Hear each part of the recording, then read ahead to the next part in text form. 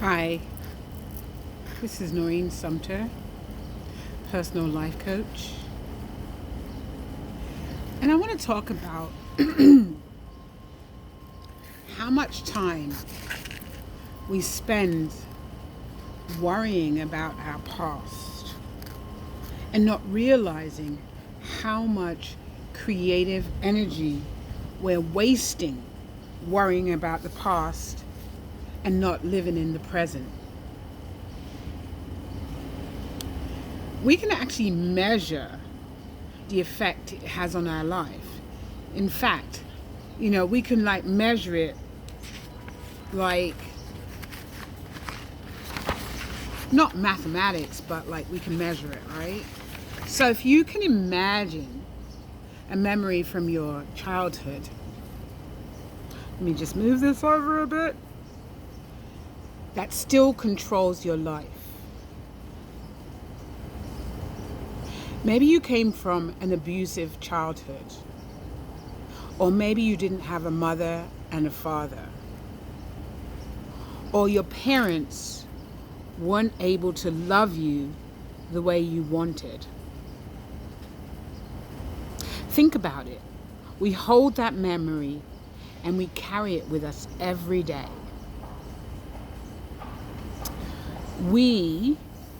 Just imagine if we put a measurement on that memory and just say that that memory holds about, let's say, 20% of our creative energy, right? Now, if we add on a bad or failed relationship, and I know many of us, we have them, like a failed love relationship, right? An insult of some type of memory that we should have reconciled, but we didn't, right? And let's say that memory takes up roughly, let's just say, another 5% of our creative energy. That's about 25% already, right? Now let's look at an event where you're disappointed, where something didn't work out the way you wanted it to. Let's say, I got mosquitoes are biting me on my little legs, right? Let's say that memory takes up about another 10% of your creative energy, and you're keeping that memory alive, right? That's already about 35% of your creative energy that's invested in your past, right? And that 35% is there before you even get out of bed in the morning, right? And it's there before you start, pursuing your daily activities. So now let's continue, right? You also know that you should take care of your body, but you don't. And you have negative feelings about your body, you don't like how fat you are, or you don't like your hair that's going gray. I love my hair. I love this gray part here. It looks just like my mother's, right? You don't like your hair going gray, or some women, they don't like the crow's feet that they're having in the side of their face, or maybe their hands are getting wrinkly, right? You know how you get old women hands, right? They don't like that, right?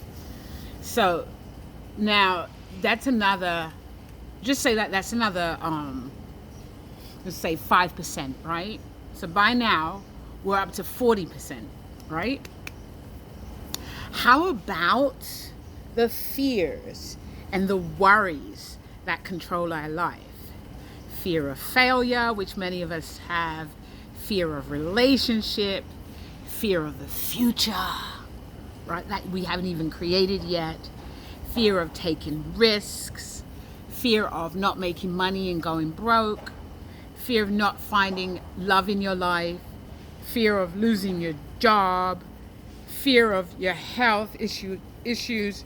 Altogether, how much creative energy is that?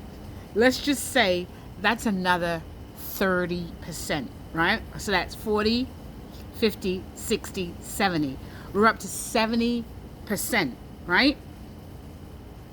What have we got left over? We've got about 30% left, right? 30% of creative energy, but we've got 70% of our creative energy is invested in the past, right? Can you see an issue here, not only does it cause us to have mental and emotional problems, but it can also cause us to have physical problems. Instead of using 100% of our energy, our creative energy, going where it needs to go to support our life and to support our health and our body, we are now distributing that energy into fear, negative thoughts, past memories, every single day. Can you imagine that? You're energetically drained.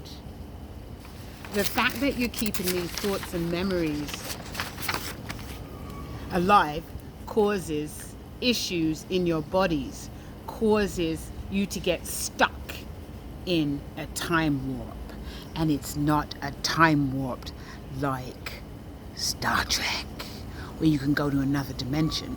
You don't even have the capacity to go to another dimension because you're stuck.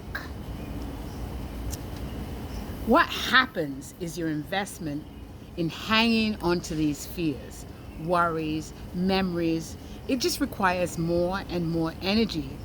And then you can produce, because every day you keep on adding more to the past, adding more to your history.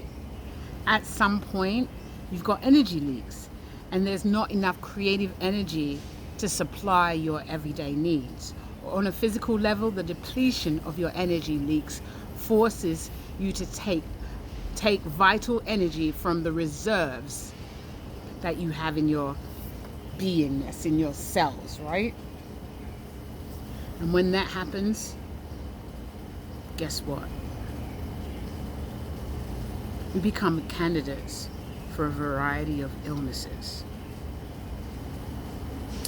Our immune system starts to break down, and our energy can't be used, right? At the end, we go about worrying about our past, our future, and we try to live on the energy that we have left over. And that's only what? 30%. Can you imagine? You're living in the past and all you have is 30%. Anyway, I'm not going to go on any further. At 7 minutes already. I just want you to think about, is it time for you to give up the past conversations? Is it time for you to do some forgiving of your parents, do some forgiving of yourself, do some forgiving of those relationships that you had that didn't work, so that you can start putting energy back into your field, right? You start putting 5% back, 30% back, right? So that's 65%. If you forgive and you forgive yourself and let go of the past, you now have 65% energy that you can put back. Think about it. My name is Noreen Sumter, and I am a personal life coach, and you can reach me at noreen@noreensumtercoach.com. Have a wonderful day and live life your way. Bye-bye.